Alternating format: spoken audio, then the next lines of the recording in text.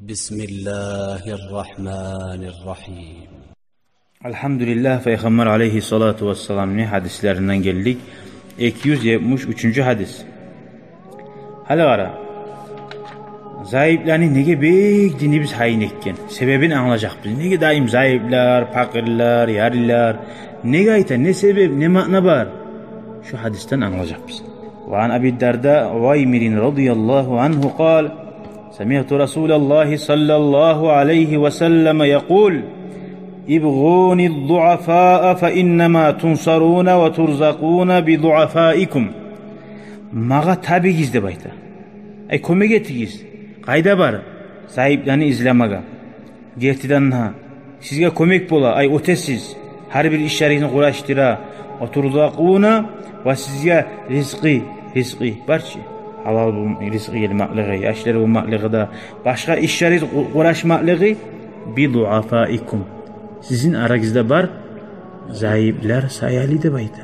Buna halip gelek manasına. Nege zayıflar sayali? Nege tuğlese zayıflar Allah'a bek tu eti. Ve Allah'a bek ibadet eti. Nege yürekleri boş bulgan dünyaya tağılmaktan, baylanmaktan. Ve Allah'ı gerti kuyda yalvara, dağızat umut etme zatı yok. Ya Allah deyip Allah'tan dileyin. Birisi bay adam, uktem adam, güçü var adam. Ozu başka Allah'tan dilemezsem ne?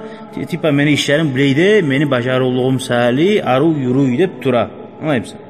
Sali, o an bereket yok. Allah yayınına aburdu yok. Orayı turagan adam. Şu hadis, şu fakirler, miskiller deyip duran hadisler bizim çakıra, ozubuzunu tomen tutmaga, uktem bolbaylanmaktan geri ura başkalaga.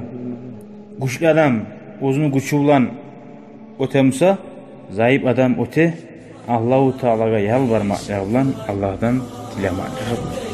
Şuna nasip ettiğini fakir miskiller ötüyor. Velhamdülillahi Rabbil alemin. Vesselamu aleyküm ve rahmetullahi ve berekatuhu. Şükran ya Rabbi, şükran. هديت قلبي شكرا نورت دربي شكرا يا رب.